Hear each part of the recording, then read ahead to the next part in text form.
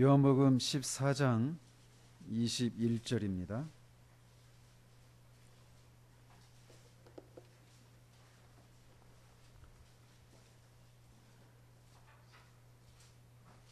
같이 읽겠습니다.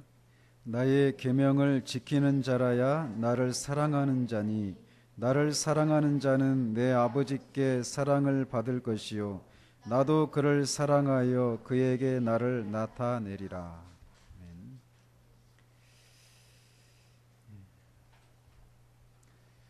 어제 저녁에는 보이지 않는 예수 그리스도를 사랑하는 것이 내가 그리스도인인지 아닌지를 알 수 있는 하나의 시금석이고, 또 그 그리스도를 사랑하는 것은 그리스도인의 의무이면서 또 특권이다라고 하는 사실을 말씀드렸습니다. 또 그리스도인이 그리스도를 사랑하는 이유가 무엇인지에 대해서 살폈고, 그리스도를 사랑하는 것이 의무인데 그 그리스도를 어떤 사랑으로 사랑해야 되는지, 또 어떻게 하면 그리스도를 향한 사랑을 더 진작시킬 수 있는지, 또 그리스도를 사랑한다라고 하는 것을 어떻게 표현하고 실천하는지, 이런 내용들을 우리가 어제 살폈습니다. 들었던 것 같아요? 예. 자, 오늘은 그리스도를 사랑하는 자들에게 약속된 복이 무엇인지를 살펴보도록 합니다. 오늘 본문에 나의 계명을 지키는 자라야 나를 사랑하는 자니, 내가 주님을 사랑한다, 그리스도를 사랑한다라고 하는 것을 어떻게 알 수 있느냐? 주님의 계명을 지켜야 한다라는 것이죠. 그러면서 그렇게 주님의 계명을 지키는 것을 통해서 주님을 사랑한다라고 하는 것을 실천하고 있는 그들에게 어떤 복을 약속하겠느냐 하면 세 가지를 말씀하고 계십니다. 하나는 내 아버지께 사랑을 받을 것이요, 하나님 아버지의 사랑을 받게 된다라는 거예요. 그리고 또 나도 그를 사랑한다. 그리고 세 번째로는 그에게 나를 나타낼 것이다 라고 말씀하고 계십니다. 그래서 이렇게 그리스도를 사랑하는 자들에게 세 가지 약속을 말씀하고 계시는데, 오늘 특별히 이 세 번째 것, 나를 나타낼 것이다. 그리스도인에게, 그리스도께서 자신을 사랑하는 사람들에게 자신을 나타내 주실 것이다 라고 하는 이 약속이 무엇을 의미하는지를 살펴보도록 합니다. 그리스도께서 자신을 나타내시겠다라고 하시는 이 말씀은 그리스도인들에게, 특별히 자신을 사랑하는 그리스도인들에게 자신의 인격의 탁월함과 아름다움을 그들에게 더 명확하게 계시해 주시겠다라고 하는 것을 말씀하시는 거예요. 어제도 말씀드린 대로 그리스도인들이 보지 못한 그런 예수 그리스도를 사랑하는 이유가 이 그리스도의 인격과 탁월함, 인격의 그 탁월함과 아름다움을 성령의 역사를 통해서 믿음의 눈으로 보고 알기 때문에 그 그리스도를 사랑한다고 말씀드렸잖아요. 그래서 모든 그리스도인들은 예수 그리스도의 그 인격의 탁월함과 아름다움을 정도의 차이는 있지만 어느 정도는 다 알고 있는 사람들입니다. 어제도 말씀드렸지만 우리는 알지 못하는 것을 두려워할 수는 있지만 사랑할 수는 없단 말이에요. 그래서 그리스도인은 어떤 존재냐? 보지 못한 예수 그리스도를 사랑하는 존재란 말이에요. 즉 예수 그리스도를 어느 정도는 알고 있는 존재가 그리스도인이라는 것입니다. 따라서 그 그리스도인들은 예수 그리스도를 어느 정도는 다 알고 있습니다. 그런데 그런 그리스도인들에게 자신의 그 인격의 탁월함과 아름다움을 더 명확하고 더 풍성하고 더 실제적으로 나타내 보여주시겠다라는 거예요. 그래서 사도 바울이 이미 성령을 받고 그리스도에 대한 어느 정도의 지식을 가지고 있는 에베소 교인들을 위해서 이렇게 기도하고 있는 것입니다. 에베소서 1장 16절 19절에 보면 이렇게 그들을 위해서 이런 기도를 하고 있다라고 말하고 있어요. 내가 기도할 때 기억하며 너희로 말미암아 감사하기를 그치지 아니하고 하면서 이 내용을 기도하고 있습니다.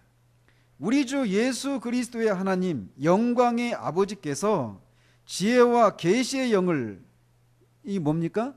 지혜와 계시의 영은 성령 하나님을 가리키는 거예요. 지혜와 계시의 영을 너희에게 주사 하나님을 알게 하시고 너희의 마음의 눈을 밝히사, 믿음의 눈을 밝히는 거죠. 그래서 그의 부르심의 소망이 무엇인지, 너희들을 세상으로부터 부르셔서 하나님의 자녀로 부르신 그 소망이 무엇인지, 무엇을 기대하고 우리를 구원해 주셨는지, 이거를 이제 알게 하시기를 기도하고 있는 거예요.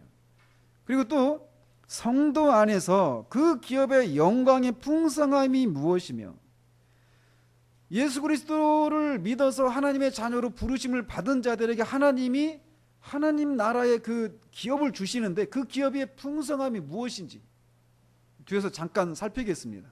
그게 에베소서에서 지금 다 말하고 있는 내용들이거든요. 그 하나하나를 다 얘기하고 있어요. 그러니까 우리가 죄 용서받고 천국에 간다, 이게 구원이 전부가 아니란 말이에요. 하나님의 자녀가 되어지고 의롭게 되어지고 하나님 앞에 기도할 수 있게 되고 이런 그 이외에도 많은 내용들이 있는데, 그 기업이 우리가 받은 것이, 구원받은 자들이 받게 된 그 기업이 얼마나 풍성하고 얼마나 영광스러운 것인지 이것을 알게 하시기를 위해서 기도하는 거예요. 누가? 성령께서 그것을 알게 하시기를 기도하고 있는 거예요. 그리고 또 그의 힘의 유력으로 역사심을 따라 믿는 우리에게 베푸신 능력의 지극히 크심이 어떠한 것을 너희로 알게 하시기를 구하노라.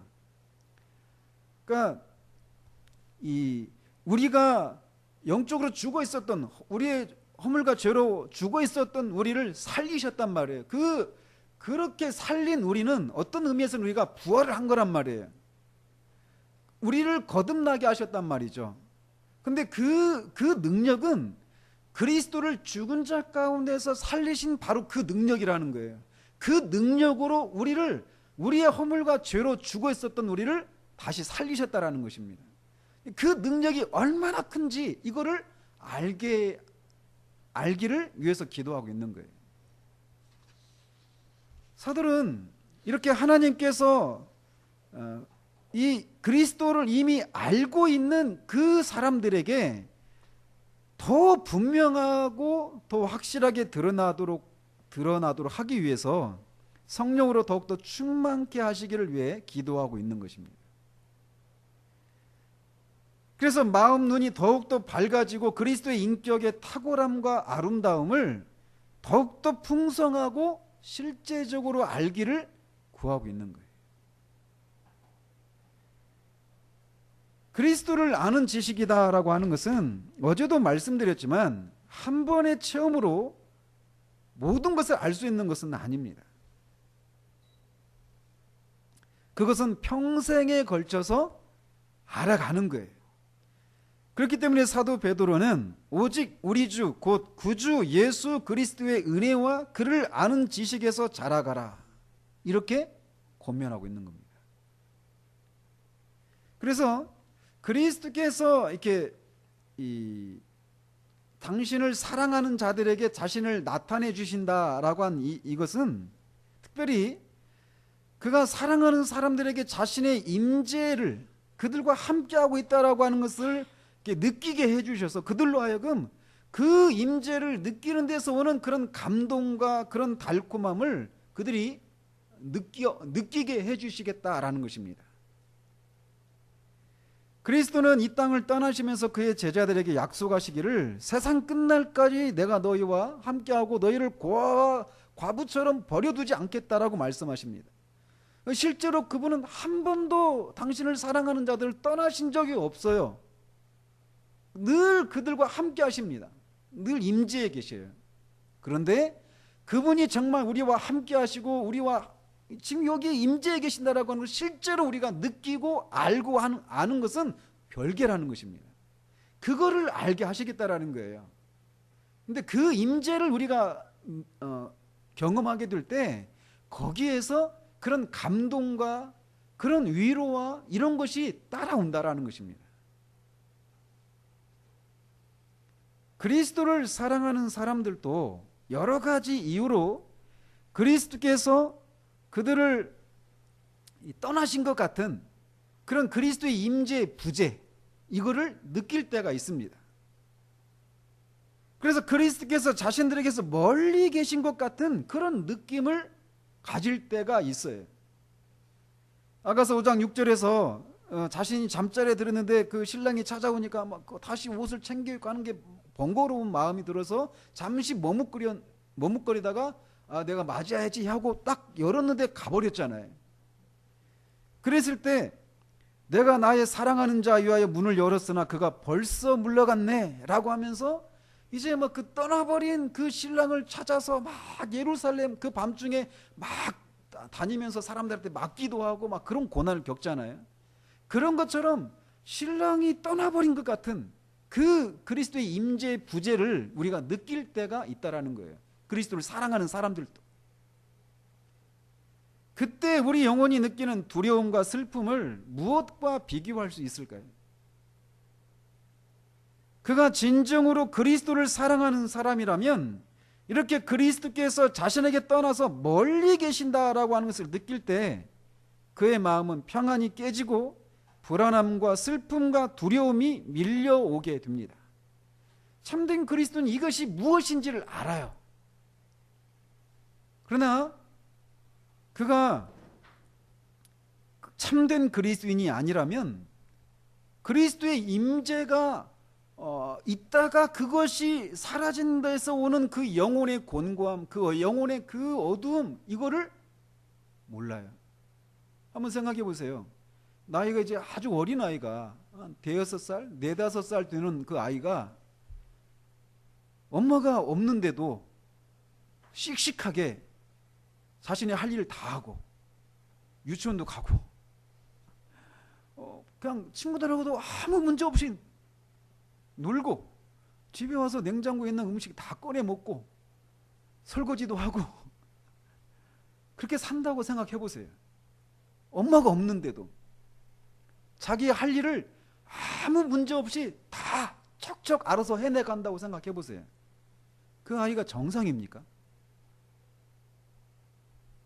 우리가 정말 참된 그리스도인이라면요, 그리스도가 나와 함께 하신다, 이것이 없는데, 그것을 없는 것을 느끼고 있는데 마음의 평강도 없고 그 없는 것을 인해서 애통해 하지도 않고 슬퍼하지도 않고 거기서 오는 고통이 무엇인지를 모른다. 단언컨대 그 사람은 그리스도인이 아닐 가능성이 많습니다. 참된 그리스도는 그리스도의 임재 부재에서 오는 그 영혼의 곤고함이 무엇인지를 알아요. 그래서 말씀을 읽어도 기도를 해도 예배를 드려도 경건서적을 읽어도 사람들과 교제를 나누어도 그 어디에서도 주님의 임재를 느낄 수 없는 그런 때가 있고 그런 때처럼 영혼이 곤고한 시간이 없습니다. 그 고통에 대해서 시편 기자는 77편 7절에서 이렇게 말합니다. 주께서 영원히 버리실까? 다시는 은혜를 베풀지 아니하실까? 그의 인자하심은 영원히 끝났는가? 그의 약속하심도 영구히 패하였는가? 하나님이 그가 베푸실 은혜를 잊으셨는가? 노하심으로 그가 베푸실 긍휼을 그치셨는가? 이런 때가 그리스도인의 삶 가운데 있어요. 그가 아무리 뛰어난 사람이라 하더라도 말이에요. 왜냐하면 우리 그리스도께서 그 당신을 사랑하는 자들을 떠나가신 것 같은 그런 임재를 느끼지 못하게 하시는 그런 일들이 오게 되는 가장 큰 이유가 무엇이냐면 우리의 죄 때문에 그렇거든요.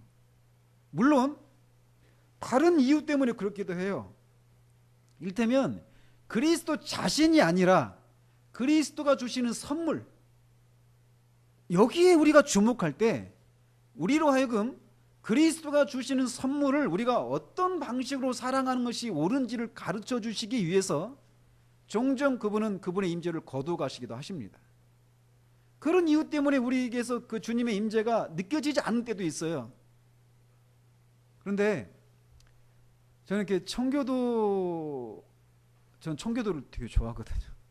근데 그들이 왜 그리스도인들에게서 가끔 그런 하나님의 임재, 그리스도의 임재 부재가 느껴질까? 첫 번째 이유를 뭐라고 말하는지 아십니까? 그들은 모른다라고 말을 해요.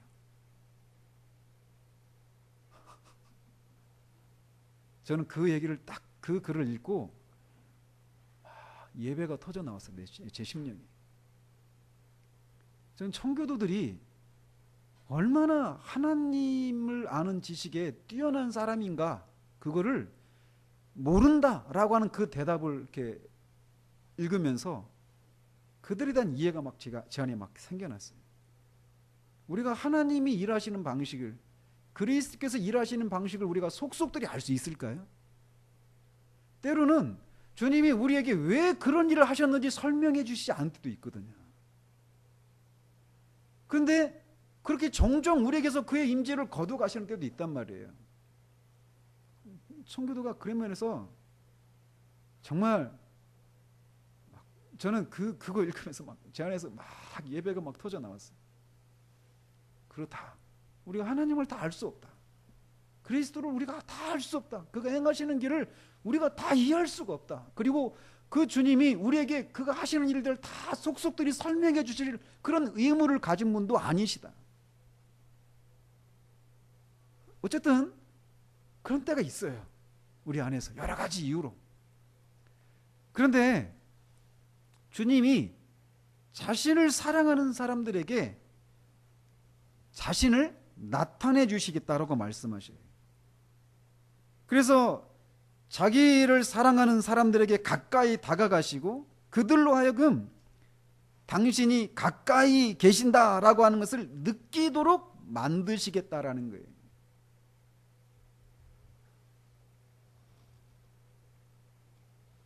생각해 보세요. 어제도 말씀드렸지만 참된 내가 정말 그리스도를 사랑하는 사람인가 아닌가를 알 수 있는 몇 가지 그 시금석이 있다고 그랬죠. 뭐였죠? 하나가? 예? 그 중에 하나가 뭐냐면 그리스도를 갈망하는가라는 거였어요. 기억나세요? 그리스도의 임재를 갈망하는가. 정말 내가 그리스도를 사랑하는 사람이라면 그리스도의 임재를 갈망하게 되어 있습니다. 특별히 아까도 제가 2번 부르잖아요. 예수 사랑하시면 그 3절에 뭐죠? 내가 연약할수록 더욱 귀히 여기사 높은 보좌 위에서 낮은 나를 보시네. 그렇게 내가 연약함을, 내가 낮음을 느낄 때 주님이 내가 너와 함께한다. 너는 내 것이다. 이런 내가 너 지금 함께하고 있다. 그런 주님의 임재를 우리 가운데 드러낸다라고 하는 것 같이 우리에게 힘이 되고 위로가 되는 것이 없어요. 우리 인생을 살아가면서 수없이 많은 이유들로 낙심하고 두려워하고 의기소침해하고 풀이 죽고 이런 일들을 수없이 만나거든요. 그런데 주님이 그의 임재를 그를 사랑하는 자들에게 그가 함께하고 계시다라고 하는 것을, 가까이 계시다라고 하는 것을 나타내 주시겠다라는 거예요. 그러니까 어제도 말씀드렸잖아요. 내가 정말 그리스도를 사랑하는 사람인가 아닌가는 그리스도의 임재를 그리스도가 나와 함께 하시고 가까이 하신다라고 하는 것이 내게 그게 유일한 소망이고 그것이 정말 가장 바라는 그런 기도 제목이고 그 소망이라고 하는 것이 소망인가, 아니면 부담되는데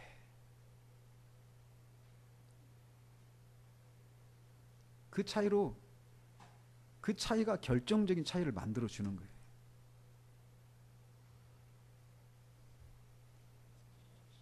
그래서 그리스도께서 당신을 사랑하는 사람들에게 가까이 계시다라고 하는 것을 이렇게 나타내 주실 때 그들의 마음은 소성함을 잇는 거예요. 용기를 가지게 되고 소망을 가지게 되고 마음이 넓어져요.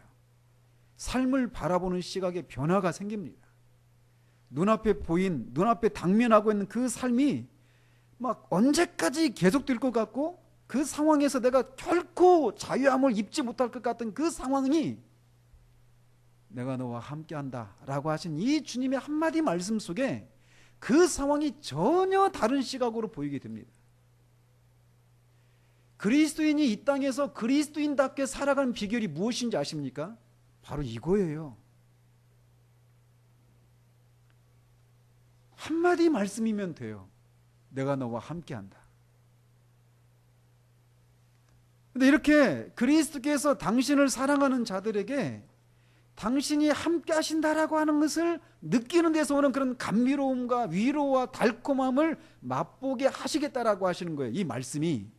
그런데 특별히 당신 자신을 나타내 주신다라고 할 때 가장 중요한 요소가 있다면 그 그리스도께서 당신을 사랑하는 자들에게 당신의 사랑을 계시해 주신다라는 겁니다. 어제도 말씀드린 대로 그분은 하늘과 땅에 있는 모든 이름에 뛰어난 분이십니다. 그분의 인격과 성품의 탁월함과 아름다움과 같은 그런 것을 소유한 존재는 이 세상에 없었고 앞으로도 없어요. 그런 가장 탁월한 존재이십니다. 그런데 그런 분이 그들을 사랑하신다라고 하는 것을 느끼도록 하시겠다라는 거예요. 그들을 향한 자신의 특별한 애정을 그들이 깊이 확신하고 그것에 따르는 그런 달콤함을 느끼게 해주셔서 그리스도가 그리스도인들을 얼마나 깊이 사랑하고 있는지 그들의 마음에 깊이 새겨주시겠다라는 거예요.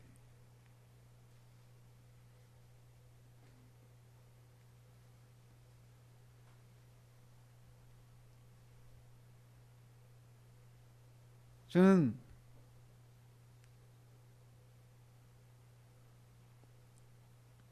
(97년쯤인데) 그냥 단 한마디 말씀이었어요. 그러니까 제가 살아온 삶이 그때가 31살이었거든요. 그때까지 살아온 삶이 또 그때 그 상황, 제가 처했던 그 상황, 그것에서 오는 그 슬픔, 외로움, 아픔, 그런 게 막 온통 저를 사로잡고 있었어요. 그런데 그런 고통 끝에 막 제 안에서 계속 올라오는 질문이 무엇이냐면, 그렇게 주님이 내게 그렇게 필요했던 그때 주님이 어디 있었습니까? 그 질문이 막 제 안에 솟구쳐 오르는 거예요. 나 그렇게 죽을 것 같이 고통스러웠는데. 근데 내가 그때도 너와 함께 했다, 이 한마디 말씀을 하시는 거예요. 그때 제가 이게 옥상에서 빨래를 들고 있다가 그 말씀을 듣고 그냥 막 곧장 방으로 들어와가지고 엉엉 울면서 하나님 막 기도했어요. 내가 그때 너와 함께했다, 이 한마디 말씀이 마치 샘물처럼 계속 펑펑펑펑 막 그 샘물이 솟구쳐 오르는 것처럼 그 한마디 말씀이 의미하는 내용들이 무엇인가를 계속 제 안에서 막 계속 커져가는 거예요. 너는 내 것이라. 내가 너를 사랑한다. 너를 향한 나의 사랑을 빼앗아갈 것은 아무것도 없다. 너는 내 손아귀에 있기 때문에 내 손에서 너를 뺏어갈 수 있는 존재는 아무것도 없다. 내가 너를 버리지 않겠다. 너는 내게 소중한 존재다. 내 아버지도 너를 사랑하신다. 그러니 풀이 죽고 의기소침해 있지 말거라. 두려워하지 말고 낙심하지 말아라. 오히려 즐거워하고 크게 기뻐하라. 이런 내용들이 들어있는 거예요. 이런 것이 막 안에서 계속 솟구쳐 오르는 거예요. 내가 사랑하는 자들에게 내가 나를 나타내리라고 할 때 그 내용 속에 가장 핵심적인 내용은 그들을 주님이 사랑하신다라고 하는 내용이에요. 이거는 우리 육신의 귀로 듣는 게 아닙니다. 성령께서 우리 마음속에 우리 영혼에게 말씀하시는 거예요. 사실 이것이 우리가 이 세상에서 도무지 감사할 수 없고 기뻐할 수 없고 즐거워할 수도 없고 소망을 품을 수도 없는, 두려워할 수밖에 없고 풀이 죽을 수밖에 없고 낙심할 수밖에 없고 의기소침할 수밖에 없는 그런 우리 그렇게 할 수밖에 없는 그런 삶의 무게들을 떨치고 일어날 수 있는 힘이 바로 여기에 있는 거예요. 주님이 우리를 사랑하신다라고 하는 것을 확인하는 데서 오는 그 삶의 열기, 그 힘은요, 아가서 8장에서 그렇게 말을 하는 거예요. 홍수라도 그 사랑을 엄물할 수 없다라고 말해요. 생각해 보세요. 그 막 쓰나미, 일본의 그 동해 어디죠 거기? 센다이 그 지역에서 막 쓰나미, 그 대지진 끝에 쓰나미 막 몰려왔잖아요. 막 30 몇 미터짜리 쓰나미가.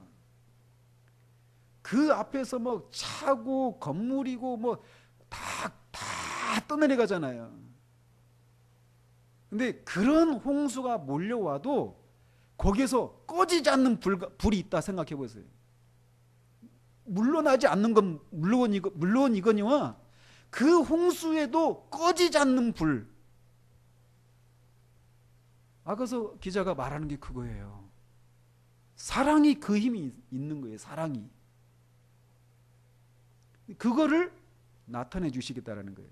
그러니까 순교를 당했던 사람들이 그 순교의 그 죽음의 공포 앞에서도 기뻐하고 감사할 수 있었던 것은 바로 그것을 확인시켜 주시는 거예요. 그걸 누가 감당할 수 있겠습니까? 세상이 감당하지 못하는 거예요. 그리스도인은. 그리스도를 사랑하는 자들에게 그리스도께서 그렇게 자신을 나타내 주시겠다라고 말씀하십니다. 왜? 근데 그분은 왜 자기를 사랑하는 자들이 그렇게 자신을 나타내 주실까요? 두 가지 이유 때문에 그래요. 하나는 그분의 사랑 그 자체 때문에 그렇습니다. 또 하나는 말씀의 약속 때문에 그래요. 그분의 사랑 그 자체 때문에 그렇다는 얘기는 그분의 사랑은 마치 이 마음속에 품고 있는 불과 같아서 그분은 그 자신을 사랑하는 그분의 백성들을 향해서 그 사랑을 드러내지 않고는 견디지 못한다라는 거예요. 호세아서 11장 8절에 에브라임이여 내가 어찌 너를 놓겠느냐, 이스라엘이여 내가 어찌 너를 버리겠느냐, 내가 어찌 너를 아드마같이 놓겠느냐, 어찌 너를 스보임같이 두겠느냐, 내 마음이 내 속에서 돌이켜 나의 긍휼이 온전히 불붙듯 하도다. 지금 이렇게 나의 긍휼이 온전히 불붙듯 한다. 그러니까 하나님의 마음이 막 긍휼이 불붙는 거예요. 이거를 쏟아내지 않으면 안 되는 거예요. 근데 이렇게 말하고 있는 사람들이 누구입니까? 에브라임이에요. 즉 하나님의 계명을 어기고 끊임없이 불순종하고 계속해서 하나님으로부터 멀어져 가고 있는 패역한 이스라엘 백성들, 그들을 향해서 하나님 이렇게 말씀하시는 거예요.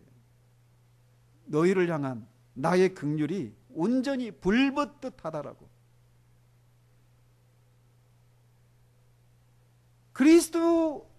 그리스도가 그래서 이렇게 당신을 사랑하는 자들에게 당신의 그 사랑을 나타내실 수밖에 없는 이유는 그렇게 그 사랑이 마음에 불붙는 듯한 그런 사랑이기 때문에 그렇다라는 거예요. 그래서 당신의 백성들이 자신의 죄로 말미암아서 그렇게 고통을 받고 있는 것을 오래도록 보고 네가 자초한 거니까 당해도 싸 하면서 팔짱 끼고 남일처럼 그냥 계실 수 없는 그런 분이시라는 거예요. 또 하나는 오늘 본문에서 말하고 있는 것처럼 나를 사랑하는 자는 그에게 나를 나타내겠다라고 하시는 말씀을 주님이 하신 거예요.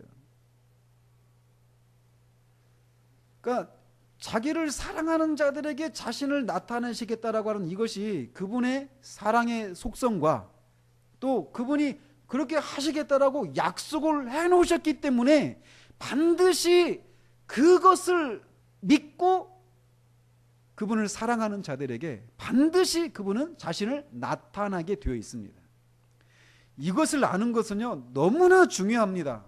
왜냐하면 우리는 다 그리스도의 임재, 우리를 사랑하신다라고 하는 그 그리스도의 임재를 거두어 가시는 것이 무엇인지를 아는, 즉 그런 일이 있을 수밖에 없는 그런 상태 가운데 있거든요. 왜냐하면 우리 안에 여전히 죄가 있으니까. 근데 그럴 때 이 약속을 붙들고 기도하는 거예요. 주님은 주님의 사랑이 그런 사랑이라고 말씀하시지 않았습니까? 그런데 왜 내가 이렇게 고통 가운데 있는데 주님의 임재를 여전히 거두신 채 그렇게 나와 아무런 상관이 없는 그런 나그네처럼 그렇게 계십니까?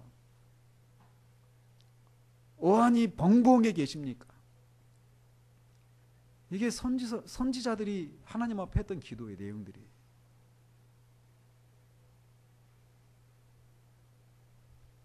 그러면은 그리스도께서 자신을 사랑하는 자들에게 자신을 어떤 방식으로 나타내실까요? 먼저는 부분적으로 나타내고 아직은 희미하게 자신을 나타내 주십니다.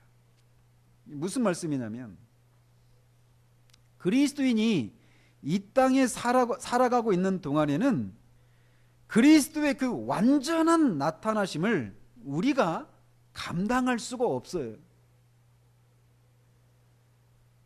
만약 그리스도께서 자신의 온전한 영광을 지금 우리에게 보이신다면 우리는 죽고 말 것입니다. 마치 광야에서 이스라엘 백성들이 아침마다 나가면 만나를 거뒀잖아요. 근데 만나가 해가 지면 어떻게 됐어요?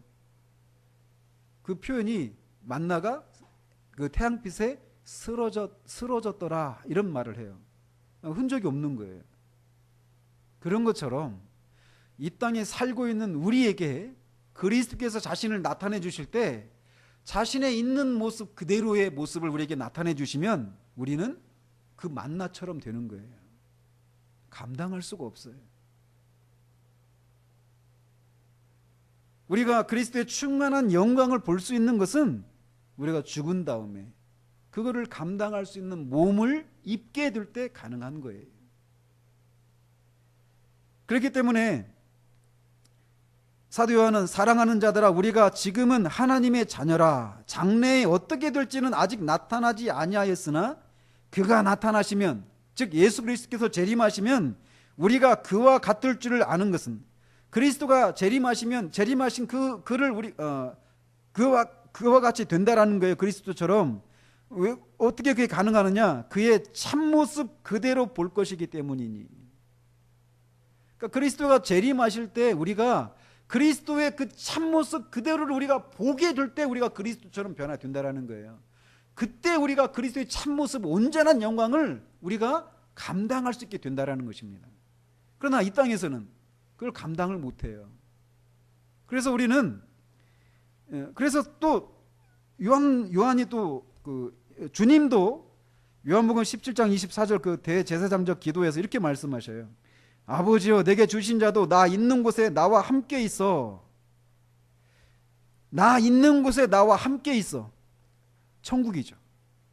그래서 아버지께서 창세전부터 나를 사랑하심으로 내게 주신 나의 영광을 그들로 보게 하시기를 원하옵나이다. 이 땅에서는 그 창세전부터 주님 하나님의 아들이신 그분이 가지고 계신 그 영광을 볼 수 없다라고 말하고 있어요. 그래서 주님이 이 땅에서 그를 사랑하는 자들에게 자신을 나타내 주실 때 그 나타내심은 완전한 것이 온전한 영광이 아니라 부분적이고 희미하다라는 거예요. 그것이 참임에도 불구하고 우리를 향한 사랑을 내가 너를 사랑한다라고 하시는 그 주님의 주님이 우리를 사랑하신다라고 하는 것을 사랑한다라고 하는 이것을 나타내는 것 이것이 주님이 우리에게 자신을 나타내는 것이라고 말했잖아요. 가장 중요한 요소가 이거를 우리가 그거를 감당할 수 있기 위해서는 무엇이 필요하느냐면 우리의 속사람이 강건해져야 돼요. 무디 아십니까? 무디가 열심을 내서 막 주일학교를 하면서 막 주일학교는 막 굉장히 막 성장을 시켰어요. 굉장히 활발하게 그 사역을 하고 있었죠. 그런데 거기 있는 어떤 할머니 두 분인가? 무디 목사님, 우리가 목사님을 위해서 기도합니다. 성령의 그 세례를 받기를 위해서. 무디가 처음에는 기분이 나빴죠. 그 뭐 배우지도 못한 분 같은 그 노인 할머니가 나 열심히 사역하고 있고 막 열매도 많은데 그런 나를 위해서 하나님께서 성령을 이렇게 충만하게 부어주시기를 위해서 기도하겠다. 처음에는 기분이 나쁘고 시큰둥했죠. 근데 시간이 흐르면 흐를수록 자신에게서 그것이 정말 절대적으로 필요하다는 걸 알게 돼요. 그리고 6개월 막 그러면서 본인도 막 그걸 기도하죠. 6개월 정도 흘렀을 때 월스트리트 뉴욕이 있잖아요. 거기를 걸어가는데 거기서 하나님을 만난 거예요. 무디가 길거리에서 뭐라고 말을 하냐면 하나님이요, 하나님의 손을 거두어 달라고. 그러니까 그가 거기서 막 자신의 영혼에 부어주시는 그 하나님의 사랑을, 그리스도의 사랑을 감당할 수가 없는 거예요. 그걸 막 더 부어주시면 죽을 것 같은 거예요. 그래서 하나님의 손을 거두어 달라고 막 기도하는 거예요. 그는 굉장한 거구였다고 그래요. 아주 건장한 사람이었다고 그래요. 그러니까 그리스도의 사랑을 우리가 이 땅에서는 완전히 감당할 수가 없는 거예요. 육체가 아무리 건강해도 그걸로 감당하는 게 아니라는 거예요. 그거를 감당하기 위해서는 우리의 속사람이 강건해져야 되는 거예요. 그래서 사도 바울이 에베소서에서 이렇게 말을 하는 겁니다. 에베소 3장에서 이러므로 내가 하늘과 땅에 있는 각 족속에게 이름을 주신 아버지 앞에 무릎을 꿇고 비노니 그의 영광의 풍성함을 따라 그의 성령으로 말미암아 너희 속사람을 능력으로 강건하게 하시오며 믿음으로 말미암아 그리스도께서 너의 마음에 계시게 하시옵고 너희가 사랑 가운데서 뿌리가 박히고 터가 굳어져서 능히 모든 성도와 함께 지식에 넘치는 그리스도의 사랑을 알고 그 너비와 길이와 높이와 깊이가 어떠함을 깨달아 하나님의 모든 충만하신 것으로 너희에게 충만하게 하시기를 구하노라. 우리 가운데서 역사하시는 능력대로 우리가 구하거나 생각하는 모든 것에 더 넘치도록 능히 하실 이에게 교회 안에서와 그리스도 예수 안에서 영광이 되도록 무궁하기를 원하노라. 아멘. 이렇게 기도합니다. 그 사랑을 우리가 감당하기 위해서는 그리스도의 그 사랑의 넓이와 길이와 높이와 깊이를 그 충만한 사랑을 우리가 감당하기 위해서는 우리의 속사람이 날로 강건해져야 되는 거예요. 그리스도의 사랑뿐만 아니라 그분의 인격의 탁월함과 아름다움에 대한 지식도 마찬가지입니다. 그래서 이 땅에서 우리가 그리스도께서 우리에게 그를 사랑하는 자들에게 자신을 나타내 주시는 그 지식은 부분적이라는 거예요. 그런 의미에서 지금도 우리는 그리스도를 어떤 면에서는 보고 있죠. 그러나 천국에 가서야 우리는 얼굴과 얼굴을 마주 대하고 그분을 볼 수 있게 됩니다. 그런데 그래서 그 고린도 전서에서 말하고 있는 것처럼 우리가 지금은 거울로 보는 것처럼 희미하게 본다라고 말을 하는 거예요. 그 얼굴과 얼굴을 맞대고 볼 때와 비교해 보면. 그런데 이런 이유 때문에 그리스도를 아는 사람은 더욱더 그를 알고자 하는 갈망이 계속되는 거예요. 우리 안에서. 그러니까 그리스도의 사랑을 우리에게 막 이렇게 부어주시고 나타내 주실 때 그때 막 감당은 못하죠. 막 터져 나올 것 같아요. 그 충만함이. 근데 그게 부분적인 거란 말이에요. 근데 그것을 맛본 사람은 아직도 남아있는 게 있으니까 더 그것을 갈망하는 거예요. 근데 여러분 주변에서 한번 보십시오.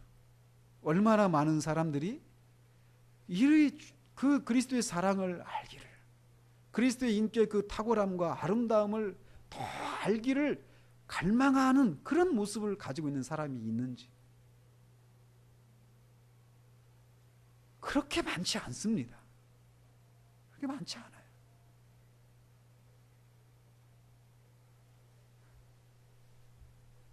장차 우리의 갈망이 더 이상 필요하지 않은 때가 와요. 주님을 우리가 얼굴과 얼굴로 맛볼 때, 그때 우리의 갈망, 우리의 소망은 더 이상 필요 없습니다. 왜? 다 채워지니까.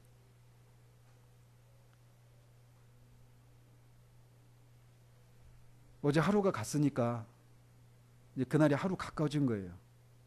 오늘 가면 또 그만큼 하루가 가까워진 겁니다.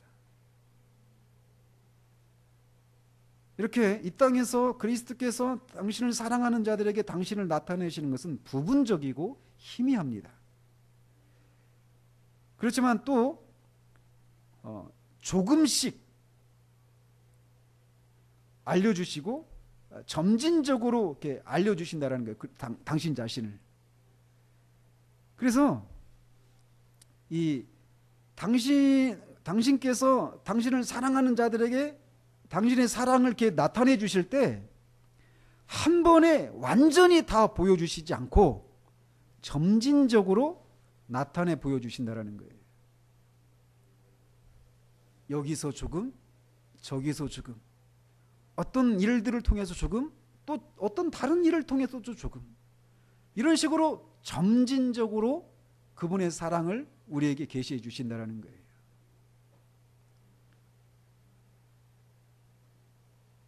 때때로 그리스도는 우리의 어두운 영혼에 그분의 얼굴에 있는 광채를 비추시고 우리를 향해서 미소를 보이십니다. 그러다가 어떤 때는 그분의 얼굴을 감추셔요. 이런 과정을 계속 하시면서 그분이 어떤 분이신지를 여기서 조금 저기서 조금 우리에게 보여주시는 거예요. 마침내 영광 중에 당신 자신을 완전하게 드러내실 때까지 그렇게 하십니다. 그러니까 다시 말씀드리지만 진정한 그리스도인들은 그 그리스도께서 우리에게 그 당신의 사랑을 느끼게 하시는 이런 당신을 나타내시는 이것을 맛본 사람들은 그 갈망이 있는 거예요. 때로는 그게 다 사그러진 것 같은 그런 때라도 주님이 그걸 다시 자극시키셔요. 그래서 다시 갈망하며 또 찾고 찾는 그런 삶을 살게 되는 것입니다. 그리스도는 또 당신을 사랑하는 자들에게 당신을 나타내시되 아주 감미로운 방식으로 자신을 나타내 주십니다. 특별히 오랫동안 그분의 임재를 거둬가신 일이 있은 후에 더욱 그렇게 하십니다. 영혼이 그리스도를 오랫동안 찾아왔는데도 불구하고 그를 발견하지 못해서 말할 수 없는 두려움과 의심과 외로움과 슬픔으로 낙담해 있고, 그래서 아무런 소망이 없는 것 같은 그런 때 불현듯 당신의 임재를 드러내시는 거예요. 마치 온 천지에 쌓여있는 눈을 따스하게 내리쬐는 햇빛이 소리도 없이 녹이는 것처럼 꽁꽁 얼어붙어 있는 것 같은 우리 영혼에 그분의 임재에서 오는 그 따스함이 밀려올 때 우리의 마음은 스르르 녹고 맙니다. 그 빛이 우리의 영혼에, 어두운 영혼에 비치게 될 때 우리는 그리스도께서 여전히 우리를 사랑하신다라고 하는 것을 다시금 확인합니다.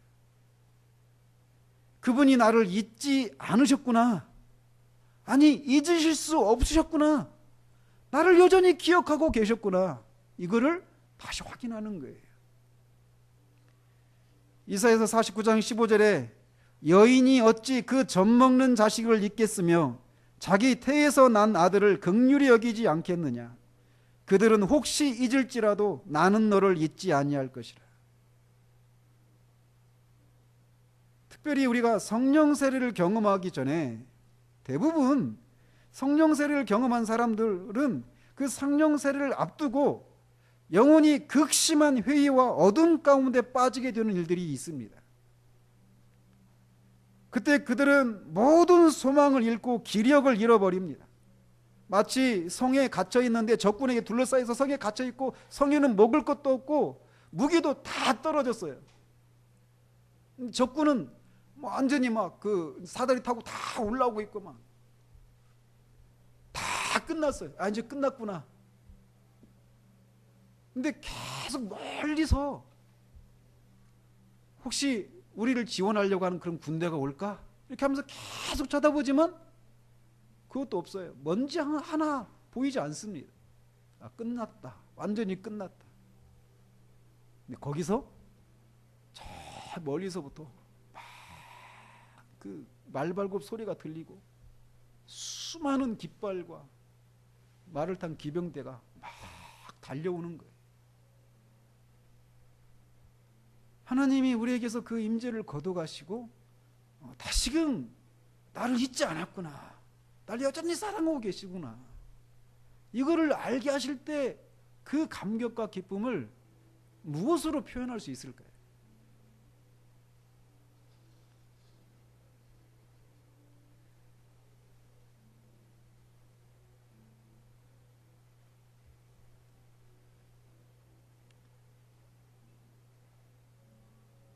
토마스 빈센트는 아무리 언변이 좋다고 해도 사람의 입으로는 그리스도의 임재와 사랑의 그 나타남으로 인해서 마음에 밀려오는 즐거움과 기쁨, 환희를 표현할 수 없다라고 말을 합니다. 진짜 말할 수가 없어요. 우리가 섬기고 기다리고 있는 분이 바로 이런 분이십니다. 그분이 어떻게 우리를 잊을 수 있겠습니까? 무엇이 그분이 우리를 잊게 만들 수 있겠습니까? 아무것도 없습니다. 바로 이분이 우리 주님이셔요. 바로 이분이 우리 그리스도셔요. 우리가 이분을 기다리고 있는 것입니다. 이분을 우리가 신뢰하고 있는 거예요.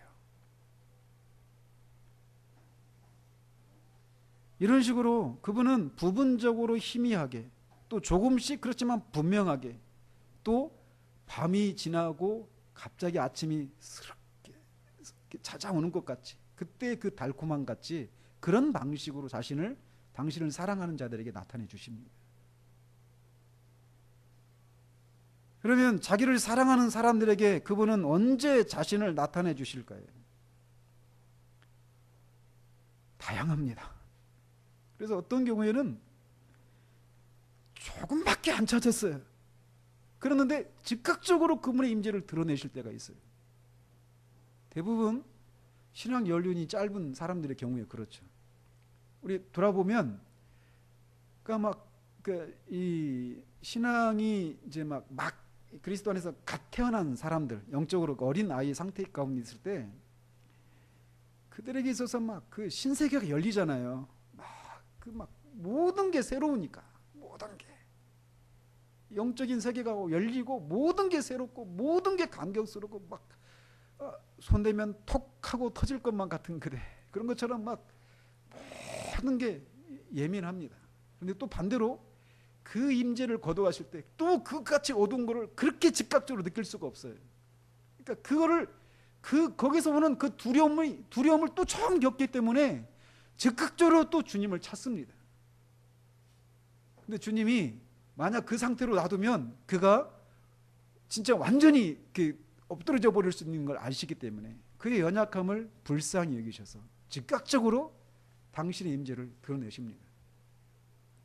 우리가 그렇잖아요. 어린아이들 데리고 갈 때도 그 어린아이하고 손을 잡고 가는데 애가 막 주변 환경에 막 눈이 팔려가지고 막 뛰어가는 거 있잖아요. 애들 엄마 손잡고 근데 엄마 손을 딱 놓았어요. 근데 뭔지도 모르고 주변이 막 좋아가지고 막 갈 때 엄마가 살짝 뒤에 숨잖아요. 맨 처음에 못 느끼죠. 근데 그걸 딱 인식하는 순간 공포가 찾아오잖아요. 얼굴에. 어린아이일수록 그거를 빨리 느낍니다. 근데 한 4학년 5학년 된 애가 손잡고 가다가 그걸 딱 놓았어요. 그러면 어린애 같은 그런 반응은 안 보입니다. 그죠? 그래서 비교적 어린 그런 신자들에게는 그리스도께서 조금만 찾아도 신속하게 자신을 나타내 주셔요. 내가 여기 있다.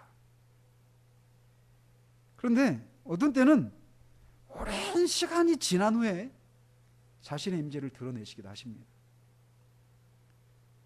오랜 시간이 일주일, 한 달이 아니라 몇 년 또는 몇십 년이 될 수도 있어요.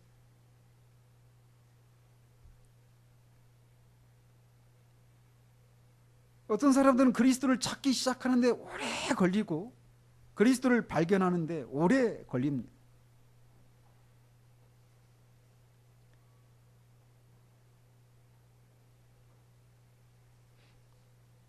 그런 시간들을 통해서 그리스도는 그들의 믿음과 인내, 그들의 사랑과 순종을 시험하십니다. 그렇게 해도 네가 나 없이는 살 수 없는지 오랜 기다림을 통해 그걸 테스트하시는 거예요. 근데 그런 경우에 그러다가 그 주님의 임재를 다시금 우리가 확인하게 됐을 때 그는 그 오랜 기다림에 대한 보상을 받아요. 그 오랜 기다림의 그 고통이 기억조차 나지 않아요.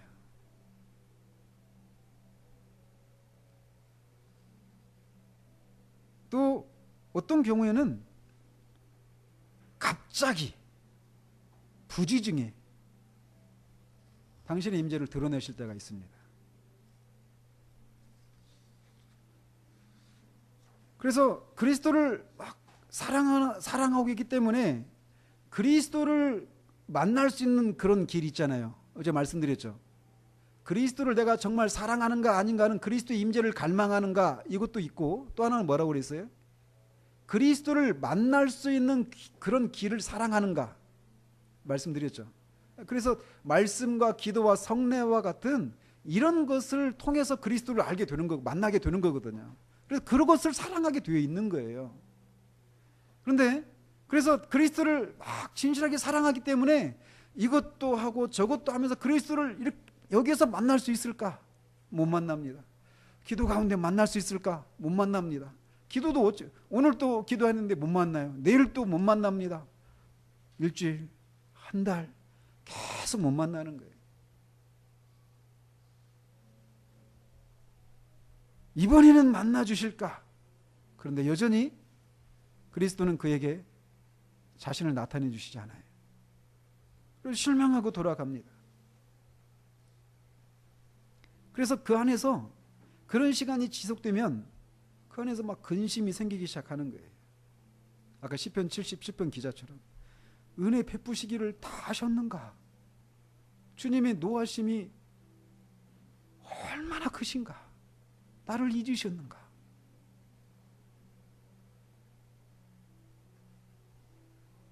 그래서 그리스도를 이제 더 이상 만나는 것은 나한테는 해당이 되는 거 아닌가 보다. 이런 데서 오는 그런 두려움. 그래서 그 주님을 만나기 위한 그 모든 노력들이 다 허사구나 라고 하는 그런 생각이 밀려올 수도 있어요. 그런데도 그가 포기할 수 없는 것은 설령 그리스도께서 나를 이런 상태 가운데 그냥 내버려 두시고 내가 그런 상태로 죽는다 하더라도 나는 그 그리스도를 포기할 수 없다. 끝까지 그분이 나를 죽이실지라도 나는 그를 신뢰하겠다. 의뢰하겠다. 이런 마음을 품고 있습니다. 그런데 갑자기 그들이 거의 기대하지 않은 때에 그리스도는 자신을 나타내 주셔요.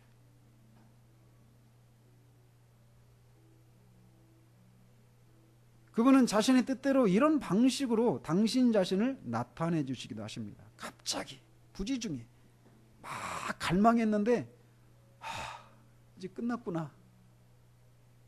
그런 때 갑자기 나타내 주시는 거예요. 그러나 우리 보기에는 갑자기 나타내 주시는 것 같고, 또 우리 보기에는 너무 늦게 나타내 주시는 것 같고, 또 우리 보기에는 즉각적으로 나타내 주시는 것 같아도 공통적인 것이 하나 있는데, 그게 무엇이냐면 그 영혼에게 가장 적절한 때에 그분을 나타내 주신다는 거예요. 그러니까 오랜 세월 동안 안 나타내 주시는 것은 그가 아직은 그에게 그것들을 감당할 수 있다라고 하시는 거예요. 즉각적으로 나타내 주시는 것은 그가 만약에 그 때를 넘기면 고사될 것 같은 그런 상황이니까 나타내 주시는 거예요. 어쨌든 그 영혼이 감당할 수 있는, 그 영혼이 가장 적절한 때에 그분을 나타내 주셔요. 우리 그 카페 찬양 있죠. 4 days late 있죠. 4일은 늦습니다. 왜 이제 오셨습니까? 너무 늦어버렸습니다. 근데 그렇지 않다. 4일이 바로 적기다. 가장 적절한 때에 나타내 주시는 거예요. 그리고 공통적인 특징이 있는데, 우리 보기에는 뭐 시기에 어떤 차이가 있는 것 같은 그런 모습이 있지만, 공통적인 특징이 또 하나가 있는데 뭐냐면 그들의 심령이 가장 가난하고 낮아져 있을 때 나타내 주신다는 거예요. 심령이 가난한 자는 복이 있습니다. 애통하는 자는 복이 있어요. 반드시 위로를 받습니다. 그렇게 말씀하신 분은 나를 사랑하는 자들에게 내가 나를 나타내 주시겠다라고 말씀하신 주님이에요.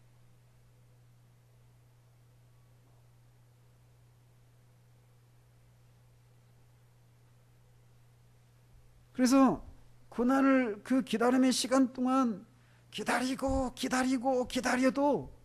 자신을 나타내 주시지 않는 그 상황,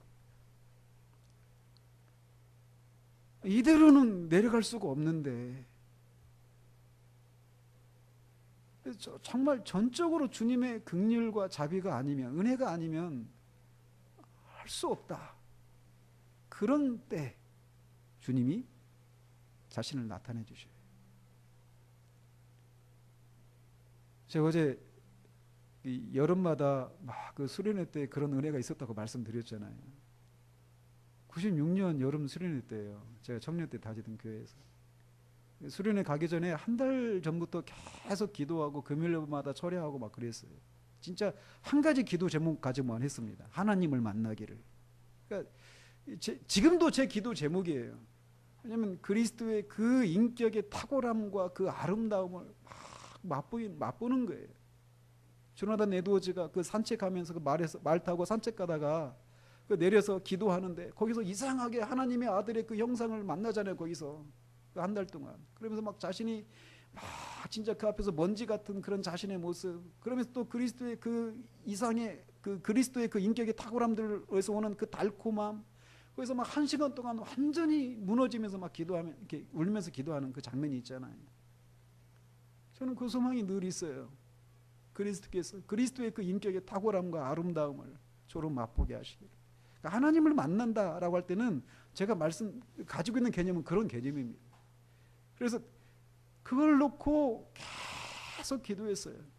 왜냐하면 저는 직장을 다니고 있었잖아요. 그때 직장을 다니면서 세상이 얼마나 큰지를 저는 봤어요. 그리고 그 세상 앞에 저는 얼마나 작은가. 그 세상 속에서 제가 하나님의 뜻대로 살아가는 것은 저는 제가 감당할 수가 없는 거예요. 저는 거의 매일 울다시피 했습니다. 너무 무서워서. 내가 하나님의 뜻대로 사는 것은 너무 무서운 일이었어요. 저한테. 직장 문을 열고 들어가는 게 너무 무서웠습니다. 근데 제가 그 상황을 이길 수 있는 길은 하나님이 나를 만나 주시는 것이다. 이거 하나밖에 없었어요. 소망이. 기도하고 기도했습니다. 수련회 갔어요. 그럼 얼마나 제가 그 기대를 가지고 간지 아십니까? 엄청난 기대를 가지고 갔어요. 갔는데 은혜가 없는 거예요. 주일에 예배 드릴 때보다 은혜가 없어요. 은혜가 아예 없었습니다. 근데 나만 은혜가 없으면 그래도 좀 낫겠는데 다른 사람은 막 은혜를 누리는 거예요. 하루가 지나갔습니다. 아무 일도 없었어요. 또 하루가 지나갔어요. 그래서 금식하기 시작했습니다. 나를 만나주셔야 한다고. 그런데 무슨 일이 일어날 줄 아십니까? 아무 일도 안 일어났어요. 또 지나갔어요. 3박 4일이었거든요. 마지막 날 밤이었습니다. 이제 그 마지막 날 밤이 그 밤기도가 마지막이었어요. 저한테. 그날 밤에 저는 제가 더 이상 부르짖을 수 없을 정도로 부르짖었어요. 그러니까 육신의 힘도 완전히 탈진할 정도로 그렇게 하나님 앞에 부르짖었습니다. 나를 만나주시길. 무슨 일이 일어난 줄 아십니까? 아무런 일도 안 일어났어요. 다음날 아침 새벽 예배, 그냥 새벽 예배는 그냥 그야말로 이제 한 10분, 20분 이렇게 하고 그냥 끝나고 밥 먹고 내려가는 거였어요. 순서가 다 끝났죠. 그렇게 기도했는데 아무런 일이 일어나지 않은 거예요. 완전히 낙심했죠. 완전히 힘이 빠졌어요.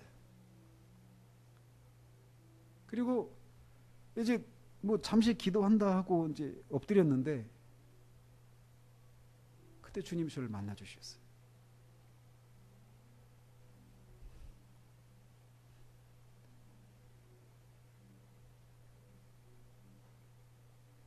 우리가 가장 우리의 심령이 낮아질 때 그때 주님이 만나 주십니다. 저는 제가 그렇게 기도하고 있는지도 몰랐어요. 끝나고 나니까 제가 아는 누나 한 분 계시고 다 내려가서 밥 먹고 있더라고요. 제 일어나니까 누가 제 친구가 휴지를 갖다 줬더라고요. 휴지 갖다 준지도 몰랐습니다. 일어나니까 막 눈물, 콧물이 막 완전히 주변이 이렇게 흥건하게 있는 거예요.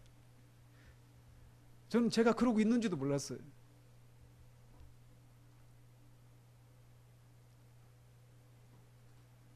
여러분, 하나님은 살아계십니다.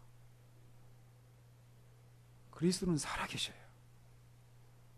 그분은 그를 사랑하는 자들에게 자신을 나타내 주십니다.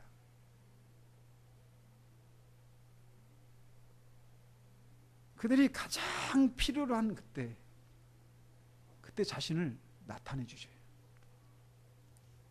주님의 임재가 정말 필요하다고 지금 절박한 상황 가운데 있습니까? 그럼 구하십시오. 찾고 구하고 두드리십시오. 반드시 그분을 나타내 주십니다.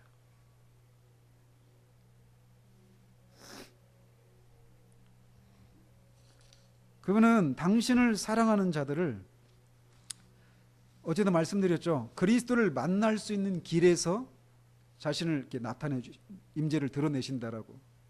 즉 말씀과 기도와 성례, 우리가 말씀을 들을 때 그렇게 나타내셔요.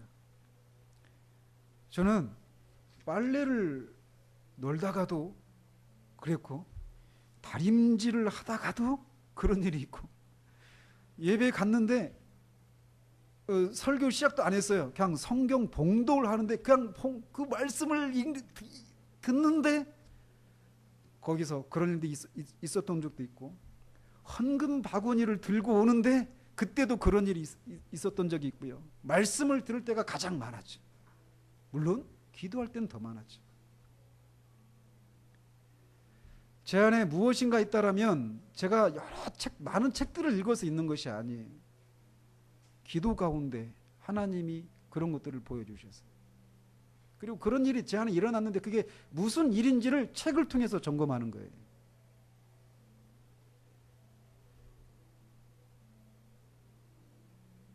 그래서 하나님을, 그리스도를 만날 수 있는 그런 방편들을 행할 때 우리가 마음을 기울여서 그거에 참여해야 돼요.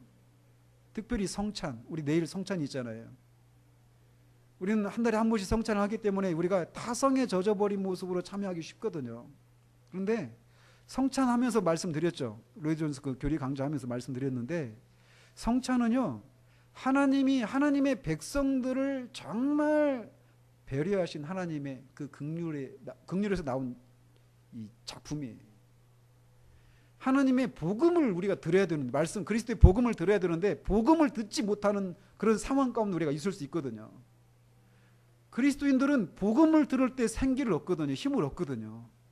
그런데 그 복음을 듣지 못하는 그런 상황이 우리 가운데 있을 수 있어요. 우리가 그런 교회에 속해 있다면 어떻게 하겠어요? 복음이 선포되지 않는데. 근데 그런 때 성찬은 복음이 무엇인지를 우리에게 눈으로 보여주는 거잖아요. 그죠? 특별히 성찬이 의미하는 것들을 믿지 않고 있는 사람들이 집전하는 그런 성찬식에서도 하나님은 하나님의 백성들을, 굶주린 영혼들을 먹이십니다. 더더군다나 내가 이 하나님 앞에 설 수 있는 그런 자격이 없는 죄악되고 자신 안에 발견되는 그런 죄악들로 인해서 감히 그 성찬에 참여할 수 없는 그런 양심의 꺼림들, 그런 것들이 있을 때 오히려 성찬이 내가 구원받는 것은 내 행위로 말미암지 않고 오직 이렇게 나를 위해서 죽으시고 다시 사신 그분의 의로만 되는구나 라고 하는 것을 보여주는 거거든요. 그래서 성찬 가운데서 우리가 다시금 우리를 향한 그리스도의 그 사랑을 확인할 수 있게 되는 거예요. 그런 기대를 가지고 참여해야 돼요. 그런 기도를 가지고.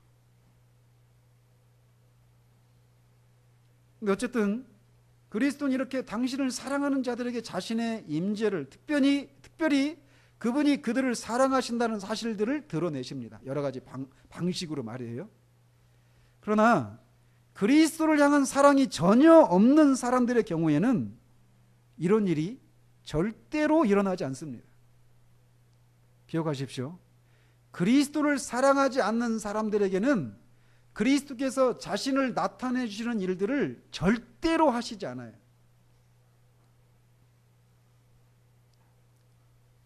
그들은 그리스도의 임재를 느끼도록 하시는 것이 나하고 무슨 상관이란 말인가 라고 하는 생각합니다. 나는 그딴 것 없어도 아무 상관이 없다.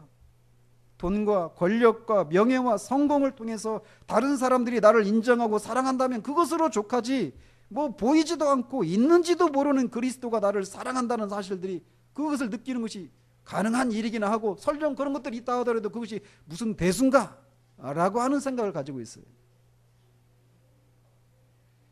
그들은 그리스도의 임재를 갈망하지 않는 것을 통해서 그들이 그리스도를 사랑하지 않는 사람이라고 하는 것을 드러내고 있는 것입니다. 따라서 오직 그리스도를 사랑하는 사람들에게만 그리스도는 자신을 나타내 주십니다. 이 땅에서, 그래서 그리스도를 사랑하지 않는 사람들은 이 땅에서는 그리스도가 그들을 사랑한다라고 하는 것을 절대로 드러내지 않아요. 그러나 그들도 그리스도의 임재를 경험하게 되는 날이 옵니다. 그것은 마지막 날이에요. 심판날입니다. 그런데 그때 그들이 경험하는 그리스도의 임재는 사랑이 아니라 진노예요. 그 진노가 얼마나 큰지, 얼마나 두려운지 계시록에서 이렇게 말합니다. 땅의 임금들과 왕족들과 장군들과 부자들과 강한 자들과 모든 종과 자유인이 굴과 산들의 바위 틈에 숨어 산들과 바위에게 말하되 우리 위에 떨어져 보좌에 앉으신 이 얼굴에서와 그 어린 양의 진노에서 우리를 가리라. 그들의 진노의 큰 날이 이르렀으니 누가 능히 서리요. 그날에 그들은 자신들이 추구했던 것들이 모두 헛사이고 자신을 어린 양의 진노에서 가려줄 수도 없고 건져줄 수도 없다라는 것을 깨닫게 됩니다. 그러면서 그들의 양심에는 말할 수 없는 고통과 후회가 밀려옵니다. 내가 이 날을 맞이하기 전에 그 복음을 전했을 때 그 복음을 믿고 그리스도를 영접했더라면 이런 일을 겪지 않았을 건데라고 하는 그 양심의 고통이 그들에게 계속 그들의 고통을 가중시킵니다. 그러나 그때는 너무 늦어버립니다. 그러므로 아직 호흡이 붙어있는 동안 속히 여러분의 죄를 회개하고 그 죄에서 떠나서 그리스도를 믿고 그를 붙잡아야 합니다. 이렇게 하기만 하면 그가 지금까지 어떤 삶을 살았고 그리스도에 대해서 어떤 생각을 가져왔든 그의 영혼 안에서 평안이 밀려오는 것을 보게 될 것입니다. 그리스도는 그에게 온화한 미소를 띠고 그의 사랑을 나타내 주실 거예요. 그러므로 아직 그리스도를 믿지 않고 있는 사람들, 여러분의 죄를 지금 회개하십시오. 그리고 그리스도를 믿고 붙잡으십시오. 근데 어떤 사람들은 그리스도를 진짜 사랑하는 사람입니다. 쉽게 말해서 그는 구원을 받은 사람이에요. 그런데도 믿음이 연약해요. 그래서 내가 정말 그리스도를 사랑한다. 그리스도만이 나의 구세주이고 나의 주님이시고 정말 그분을 믿음으로 내가 구원을 받는다는 걸 난 절대로 믿는다. 그리고 내 모든 것을 그분께 맡겼다. 그분의 뜻대로 살겠다. 그래서 그렇게 살지 않았던 자신의 죄를 회개하고 그렇게 그리스도를 믿고 구원에 이르렀어요. 그런데도 그리스도께서 자신을 사랑하신다라고 하는 이것에 대한 확신이 없는 거예요. 그래서 계속해서 고통을 겪습니다. 내가 지금 이렇게 믿고 있지만 결국 내가 배교하지는 않을까? 내가 다시 세상으로 돌아가지는 않을까? 이런 두려움에 시달리고 있는 사람들이 있어요.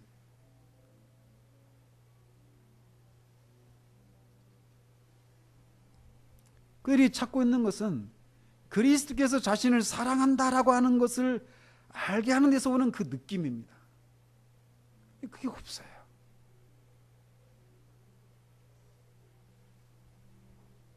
그럼에도 불구하고 자신을 그리스도께 드리고 그리스도께 자신의 영혼을 의탁하겠다고 굳게 다짐하고 있어요. 그런 면에서 그들은 그리스도를 사랑하는 사람들이 분명합니다.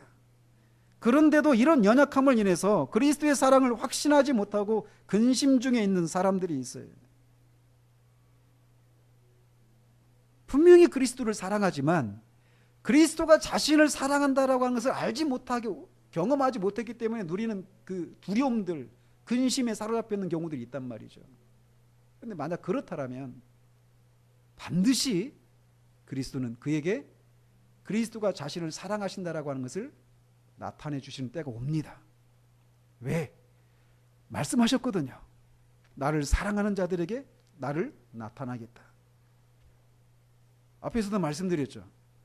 그분의 말씀이 그렇게 약속하고 계시거든요. 그리고 그 사랑을 그것을 느끼지 못하는 것 때문에 고통을 받고 있는 그 백성들을 향해서 그 마음에 긍휼이 불붙듯 하시는 분이시거든요. 반드시 그것을 드러내게 되실 수밖에 없는 그런 분이시기 때문에 정말 여러분이 정말 구원받은 그리스도인이라면 그거를 나타내시는 때가 있습니다. 그러므로 기다리십시오. 끝까지 그것을 소망하며 기다리십시오. 갑작일지 아니면 부지중일지 기대하지 않았던 어느 때일지 내일 예배 될 수도 있어요. 성찬을 거행할 때도 있습니다. 아까 말씀드린 것처럼 저는 뭐 기도든 어떤 찬양이든 그 모든 예배 그 순서 쓴 것 속에 아니면 아까도 말씀드렸잖아요.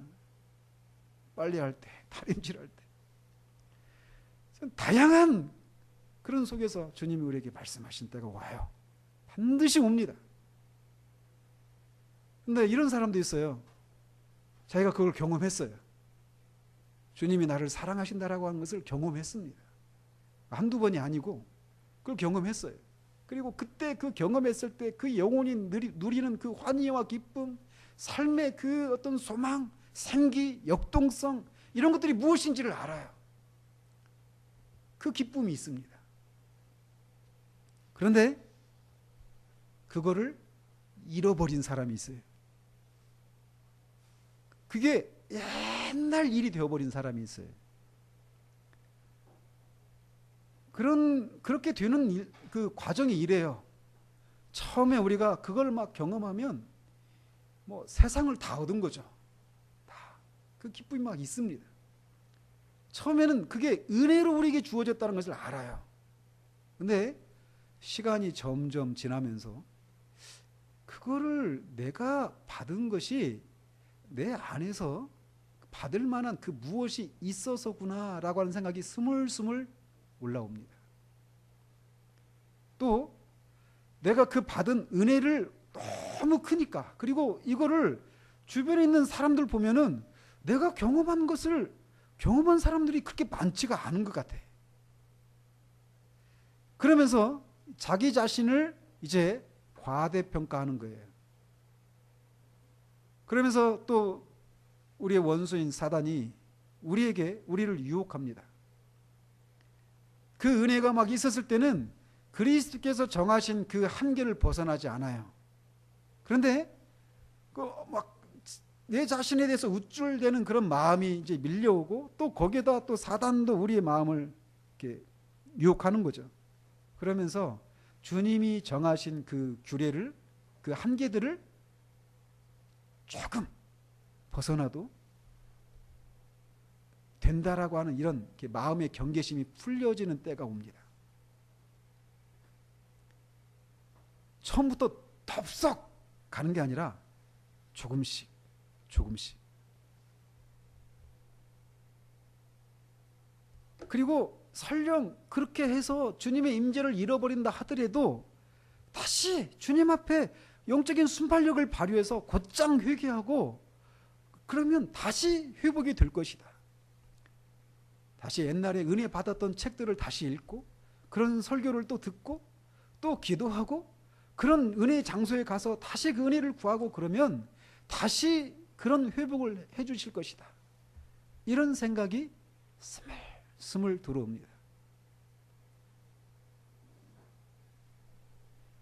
그래서 아무런 문제가 없다라고 생각하는 거예요. 그래서 부모의 시야에서 아이가 조금씩 조금씩 사라지면서 위험한 데로 가고 있는데도 그거를 감지하지 못하는 것처럼, 그리스도가 정하신 의무와 삶의 한계들을 자신이 지금 조금씩 조금씩 넘어가고 있는데도 아무런 문제가 일어나지 않는 것을 보면서 점점 과감해집니다. 주일 빠지는 거 생각도 못했죠. 매일이 주일이었으면 좋겠다, 이런 생각을 가지고 있었어요. 은혜가 있었을 때. 주일 빠집니다. 빠지면 무슨 일이 일어나요? 안 일어납니다. 한 번 빠지고, 두 번 빠지고, 세 번 빠지고, 아무런 일이 안 일어납니다. 말씀 한 절 안 읽고 하루를 지낸다. 어떻게 지낼 수 있지, 그리스도인이? 그런데 말씀 한 절 안 읽고도 하루, 일주일, 한 달, 몇 달이 가도 끄떡없이 지내는 자신을 봐요. 어떻게 그리스도인이 기도하지 않지? 저 집사님은, 저 권사님은 어떻게 기도조차 안 하지? 그랬던 그가 기도하지 않은 지 몇 달, 몇 년이 가도 끄떡없이 지내는 자신을 발견합니다. 예배 때 어떻게 졸아? 매일 조는 예배 생활이 몇 달이, 몇 년이 지나가도 끄떡없는 자신을 발견해요. 그런 일이 자신한테 진행되고 있는 동안, 그 전에 내가 그리스도와 함께 십자가에 못 박혔나니 세상이 나를 향해서 못 박혔고 나도 세상을 향해서 그러하니라. 그리스도의 사랑이 자신을 사로잡고 충만할 때 세상은 간데없고 오직 그리스도만 보였어요. 세상에서 내가 모든 것을 잃어버려도 세상 사랑이 하나도 없어졌어요. 자신 안에 내가 이렇게 헛된 것들을 자꾸 추구했구나, 이런 것이 없는 것 때문에 내가 그렇게 힘들어했구나, 얼마나 어리석은가. 세상이 눈에 차지도 않았고 보이지도 않았습니다. 오직 주님, 그 주님과 교제하고 그 주님의 교제 가운데서 그 충만함을 누리는 것이 그의 마음을 온통 사로잡았어요. 잠시는 세상에서 일을 하죠. 막 직장을 다니니까. 그런데 그 일이 끝나면 곧장 주님 앞에 나와서 말씀을 읽고 경건서적 읽고 기도하고 교제하고, 이런 것이 그의 전 삶이었습니다. 이런 것이 사라지고, 다 사라지고 죽은 줄 알았던, 완전히 빼짝 마른 줄 알았던 세상을 향한 그 사랑이 자신 안에서 스물스물 일어나고 있는 것을 봅니다. 이것이 점점 커져요. 세상을 향해서 다 죽은 줄 알았던 세상의 맛을, 옛날에는 그렇게 가요가 좋더니 내가 정말 구원받고 나니까 그 가요가 전혀 내 귀에 들어오지 않고 얼마나 퇴폐적이고 얼마나 그 사람을 우울하게 하고 그런가 하면서 말씀을, 그 가요도 듣지 않았던 사람이 가요 속에 있는 그 맛을 다시 조금씩 조금씩 회복하는 거예요. 믿지 않는 사람들과 만나면 도대체 할 얘기가 없어서 답답하고 했던 사람들이 그들을 보면서 이제 조금씩 조금씩 그들이 누리고 있는 것들을 나도 누리고자 하는 그런 마음이 일어납니다. 세상이 점점 우리 안에서 커져가요. 우리의 손을 장악합니다. 우리의 입술을 장악해요. 우리의 눈을 장악합니다. 우리의 귀를 장악합니다. 우리의 팔을 장악해요. 결국 우리의 마음을 장악해버립니다. 그러는 동안에도 그는 여전히 경건의 모양을 가지고 있을 수 있어요. 여전히 경건의 모양을 버리지 않은 채 여전히 교회 다니고 있고 말씀도 읽고 있고 기도도 하고 있고 봉사도 하고 있고 이런저런 헌신도 하고 있을 수 있습니다. 그러면서 그렇게 되어져 가고 있는 자신을 보면서 스스로 놀라는 거예요. 내가 이렇게까지 되다니. 주님이 우리를 붙들지 않으면요, 우리가 어디까지 갈지. 주님을 만나기 전에 내가 세상을 사랑하고 있었다는 걸 아는데 이때 내 안에 있는 그 세상 사랑은 그 전에 내가 세상을 사랑했던 것보다 더 강렬한 것이 있다라고 하는 것을 알게 되는 거예요. 그러면서 깊은 의심이 밀려옵니다. 내가 정말 구원받은 거 맞나? 내가 전에 누렸던 그 은혜가 진짜 은혜 맞나? 의심이 더 진행되면 하나님 계셔?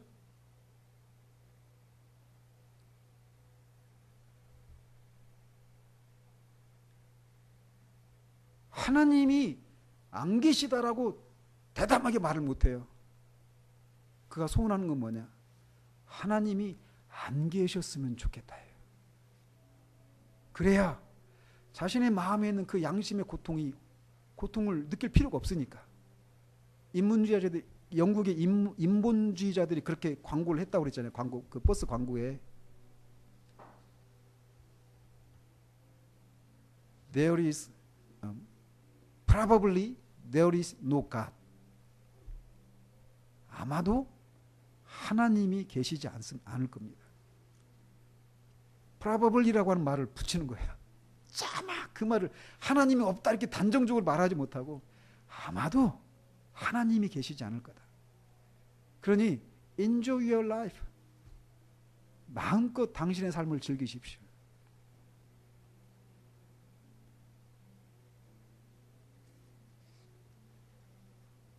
그들은 처음 사랑을 잃어버린 겁니다. 처음 대면했던 그리스도의 사랑을 잃어버렸고 처음 맛봤던 그 사랑을 잃어버린 거예요. 그들에게 영적인 즐거움과 위로는 보이지 않습니다. 그것들은 다 잃어버렸고 자취를 감췄어요. 겨우 옛날에 내가 그랬었는데 그 기억밖에 없습니다.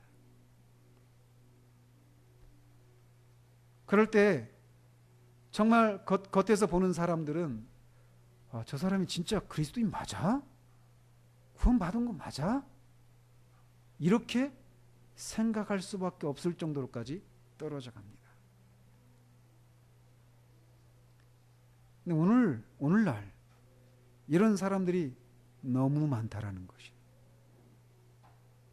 그리고 그 길을 향해서 지금 한 발 한 발 걸어가고 있는데 그거에 대해서 경고하고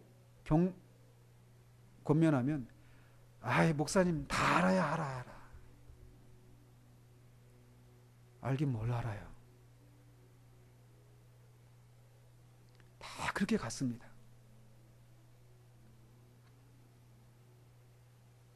그래서 내가 이렇게 살면 안 되는데 내가 옛날에 안 그랬는데 내가 이렇게까지 되다니 놀래면서 다시 회복하려고 간헐적으로 애를 쓰기도 합니다.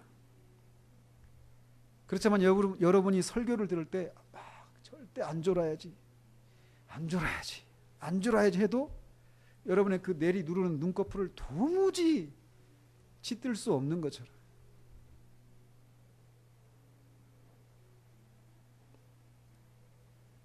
그 회복이 되지 않고 회복을 위한 그 모든 도전들이 너무 무겁게 다가옵니다. 자신이 이렇게까지 되리라고 단 한 번도 생각하지 못했지만 그렇게 되고 맙니다. 그럴 때 그리스도는 그런 상태 가운데 있는 사람들에게서 당연히 멀리 떠나 계시죠.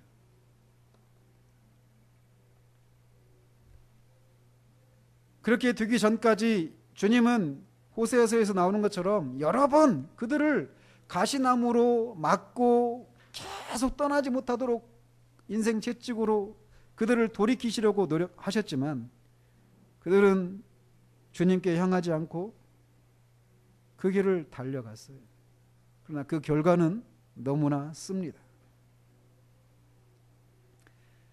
둘째 아들이 탕자비에 나오는 둘째 아들이 문득 자신의 비참함을 인식하고 아버지 집의 풍성함을 생각했을 때 그의 돌이킴이 시작되었듯이 그리스도께서 자신을 사랑하신다는 것을 느꼈을 때 누렸던 그 즐거운 기억과 지금의 비참함을 인식하기 시작하는 때가 그 영혼이 회복하기 시작하는 때예요. 둘째 아들은 그거를 인식하기 전까지는 계속 자기 육체가 원하는 대로, 마음이 원하는 대로 그렇게 허랑방탕한 삶을 살았던 거예요. 자, 내가 이런 상태까지 와버렸구나. 그걸 인식했어요. 어떻게 해야 될까요? 에베소 교회를 향해서 주님이 말씀하셨던 겁니다. 어디에서 떨어졌는지 우리 마음을 철저히 탐사하고 죄를 찾아내야 합니다. 마음을 찢고 애통해하며 우리의 죄를 회개하고 주님의 긍휼을 구해야 합니다. 이렇게까지 갔다가 회복하는 길은 결코 쉽지 않습니다. 그제서야 우리는 정신을 차리고 사랑하는 분을 찾고 있습니다. 하지만 우리가 사랑하는 분은 물러났고 우리에게 더 이상 호의를 전혀 베풀지 않으시려는 것처럼 보입니다. 부르짖고 외치고 신음하고 울고 탄식하고 한탄하면서 구하고 기다립니다. 그렇지만 그리스도는 자신에 대한 사랑을, 특별한 계시를 그에게 나타내시지 않습니다. 그럴 때 그는 그 안에서 그가 상상할 수 없었던 수많은 의심의 구름이 떠오르는 것을 보게 돼요.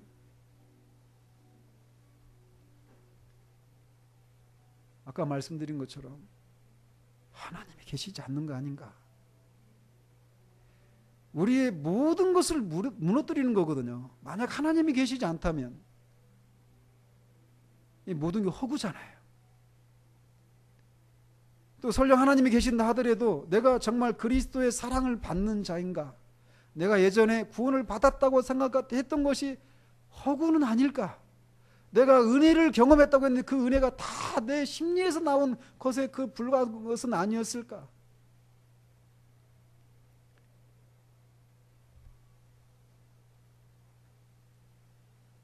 점점 의심은 커져가고 두려움도 커져갑니다. 완전히 마음이 무너지고 그 영혼의 고통을 더 이상 견딜 수 없을 정도까지 됩니다. 그런데도 주님은 묵묵부답인 경우들이 있어요. 그때는 어떻게 하시렵니까? 앞에서 말씀드린 대로 돌아가야 되는 거예요. 왜 그리스도는 그를 사랑하는 자들에게 자신을 나타내십니까? 그 두 가지 사실이죠. 그리스도의 사랑이 그들의 백성들이 그 임재가 그 임재를 거둬가신 그 일이, 그 원인이, 그 에브라임이 하나님께 불순종했기 때문에 하나님 임재를 거둬가신 거거든요. 그리고 그것 때문에 고통을 받고 있는 거예요. 신음하고 탄식하는 겁니다. 그들이 그걸 자초한 거예요. 그래서 하나님도 그 임재를 거둬가시죠. 그런데도 하나님은, 그리스도는 그들을 향해서 너희를 향한 나의 긍휼이 마음속에서 불붙듯 하도다 라고 말씀하셔요. 내가 어찌 너희를 잊겠느냐. 어미가 그 자식을 잊는 일이 어떻게 있을 수 있겠느냐. 그러나 설령 그들이 잊는다 하더라도 나는 너희를 잊지 않는다. 그 주님의 그 사랑, 긍휼에 호소하는 겁니다. 주님, 나를 이렇게 내버려 두시면 내가 비록 내 죄로 말미암아서 이렇게 된 것을 제가 인정합니다. 그리고 그것에 대해 정말 회개합니다. 주님 용서해 주십시오. 그러나 이런 상태 가운데 있는 것은 주님이 말씀하신 대로 주님이 그런 사랑의 주님이시라는 것을 나의 이런 삶의 현재적인 그런 삶을 통해서 입증할 수 있는 것이 아니지 않습니까? 주님은 자신을 사랑하는 자들에게 반드시 자신을 나타내 주신다라고 말씀하시지 않으셨습니까? 제가 비록 정말 이렇게 주님께 불순종해서 주님의 임재를 거둬가실 수밖에 없는 이런 지경까지 왔지만 제 마음에 주님을 향한 그 사랑의 씨앗을 심어주신 분이 주님 아니십니까? 주님이 내 마음을 살펴주십시오. 나를 불쌍히 여겨주십시오. 주님이 다시금 우리에게 그 주님의 그 온화한 얼굴을 비추실 때까지 기다리십시오. 찾으십시오.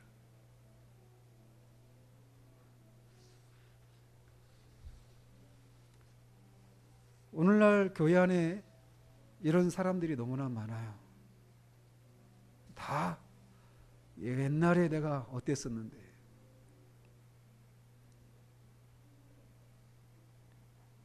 또 이런 상황이 아니라 지금 현재 주님의 임재를 현재적으로 누리고 있는 사람들에게 마지막으로 권면을 합니다.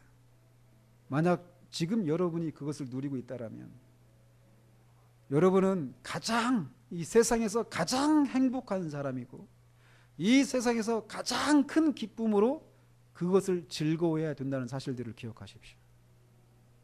여러분이 그리스도가 여러분을 사랑하신다라고 하는 것을 여러분이 느낀다라고 하는 것은 여러분이 죄의 용서를 받았다라고 하는 것을 말해주는 거예요. 아니, 한 번도 여러분이 죄를 짓지 않은 사람처럼 하나님이 나를 그렇게 대하신다라고 하는 것을 말해주는 것입니다. 그리스도가 여러분을 사랑하신다라고 하는 것을 현재적으로 누린다라고 하는 그 사실은 여러분이 하나님의 자녀가 되었다라고 하는 사실들을 말해주는 거예요. 또 그 사실은 그 그리스도께서 여러분을 절대로 고아와 과부처럼 떠나지 않으신다는 사실들을 말해주는 것입니다. 여러분을 향한 그 그리스도의 사랑에서 끊을 수 있는 것이 아무것도 없다라고, 생명이나 사망이나 적신이나 기근이나 칼이나 그 어떤 것도 그 사랑에서 끊을 수 없다라고 하는 것을 말해주는 그 사실입니다. 이 땅에서 그렇다라면 천국에서 여러분이 천국을 소유한 천국의 그 상속자가 되어서 천국을 소유할 그런 사람이라는 사실들을 말해주고 있는 것입니다. 그리스도가 여러분을 사랑하고 있다는 그 사실이 말이에요. 그 사실은 그리스도께서 그의 죽으심과 다시 사심과 승천을 통해서 또 성령을 보내셔서 이루신 그 모든 영적인 특권이 바로 여러분의 것이라고 하는 것을 말해주는 것입니다. 아니, 더 나아가서 그리스도가 하나님이 여러분의 것이라고 하는 것을 말해주는 사실이에요. 뿐만 아니라 우리가 그리스도의 것이고 우리가 하나님의 것이라고 하는 것을 말해주는 사실이 바로 그 사실입니다. 그러므로 여러분이 이 세상에 비록 돈이 없고 재물도 없고 명예도 없고 권력도 없고 건강하지도 못하고 자녀도 별로 자랑할 만한 자녀도 아니고 내 직업도 별로 자랑할 만한 것도 아니고 장래도 별로 빛날 것 같지 않은 그런 장래라 할지라도 그리스도가 여러분을 사랑하신다라고 하는 것이 여러분이 정말 그것을 느끼고 있다라면 여러분은 세상에서 가장 소중한, 가장 행복한 사람이에요. 그러므로 가장 큰 기쁨과 즐거움으로 그것을 기뻐해야 됩니다. 뿐만 아니라 여러분이 그 그리스도의 그 사랑을 현재적으로 누리고 있다라면 그것을 주신 것은 오직 은혜로 주어졌다는 사실들을 기억하고 그 주님의 은혜를 찬양해야 합니다. 생각해 보십시오. 세상에는 우리보다 똑똑한 사람이 얼마나 많습니까? 이 세상에는 우리보다 더 많은, 더 좋은 대학, 더 좋은 그 이상의 석사, 박사학위를 외국에서 유학 갔다 온 사람도 있고 박사학위를 몇 개 한 사람도 있습니다. 근데 그들 중에는 내가 비록 많이 배우지 못했음에도 불구하고 내가 지금 누리고 있는 이 은혜, 이거를 모르는 사람들이 있다라는 거예요. 세상에는 우리보다 훨씬 도덕적이고 윤리적인 사람이 있습니다. 그들 앞에 서면 나는 정말 그리스도인 맞나? 싶을 정도로 그런 우리보다 훨씬 더 도덕적이고 윤리적인 삶을 살아요. 우리보다 훨씬 더 가난한 사람들을 많이 돕고 있고 그 불쌍한 사람들을 위해서 우리보다 훨씬 많은 희생을 하고 있습니다. 그에 비해서 우리는 너무 이기적인 것 같고 전혀 나밖에 모르고 다른 사람을 향해서 전혀 관심도 갖고 있지 않는 것 같은 그런 우리를 봐요. 그런데 그런 우리가 이 은혜를 누리는 거예요. 세상에는 우리보다 훨씬 더 종교적인 열심을 가진 사람들이 수두룩합니다. 그들은 우리보다 훨씬 많이 기도하고 훨씬 더 많이 금식하고 이 은혜를 경험하기 위해서 우리가 시도조차 하지 않았던 그 수많은 시도들 한 사람들이 있어요. 그들은 이것을 맛보기를 위해서 찾고 찾았지만 아무것도 얻지 못했습니다. 왜? 잘못된 것에서 찾았으니까. 그런데 우리는 원하지도 않았고 원할 수도 없었던 때에 주님이 일체 우리를 오래 참으시사 먼저 우리를 사랑하시고 그 은혜를 알지도 못했고 누리고자 하는 그런 소망도 없었던, 아니 우리가 생각하고 구하는 것보다 훨씬 더 많은 것을 우리에게 주셨습니다.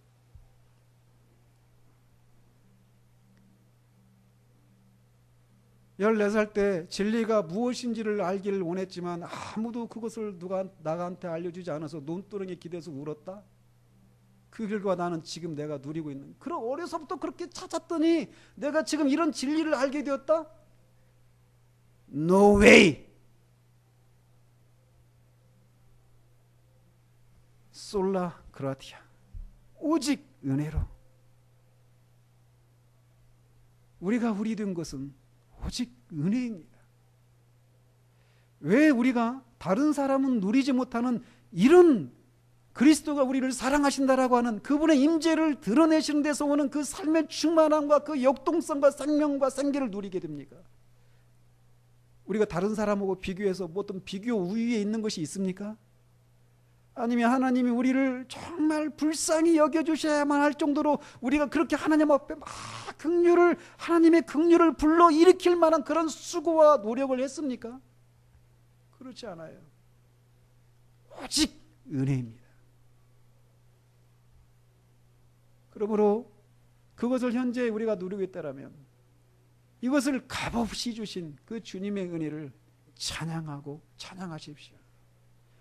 그것이 아까 앞에서도 말씀드린 것처럼 어느 날 스물스물 내가 그 은혜를 누리는 사람들이 내 주변에 많이 없거든요. 그리고 나는 그것을 막 할 때 막 찾고 찾았거든요. 그래서 그것을 얻었다고 생각하는 거예요. 그러면서 자신이 그 다른 사람들보다 나은 그 무엇이 있다고 생각하면서 앞에서 말씀드린 것처럼 점점 그렇게 가는 겁니다. 그러므로 오직 은혜로 우리가 이걸 누리고 있다는 사실들을 잊지 마십시오.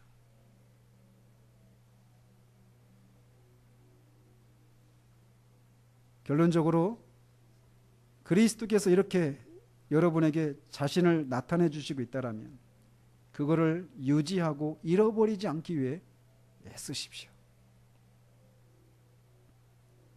그리스도로 하여금 여러분을 떠나가시도록 만들고 그 감미로운 역사를 거두어 가시도록 만드는 그 어떤 죄도 짓지 않기를 위해 주의해야 합니다. 모든 은혜 방편과 교례를 부지런히 활용하십시오. 공적인 그런 의무들이든지 개인적인 것이든지 부지런히 활용하십시오. 주님이 우리에게 주시고자 하시는 그 삶이라고 하는 것은 뭐 저도 마찬가지예요. 어느 누구도 나는 여기서 정말 원 없이 다 누리고 떠났다. 천국에 있는 사람 붙잡고 물어보십시오. 바울을 붙잡고 물어보십시오. 정말 그렇게 말할 수 있는지. 그런 사람 없습니다. 그들은 지극히 일부만 누리고 간 거예요. 누구도. 그런데 우리가 도무지 비교할 수 없을 정도의 그 삶을 살았던 비결이 바로 여기 있음을 우리가 알고 그리스도의 임재를 갈망해 나가십시다. 기도하겠습니다.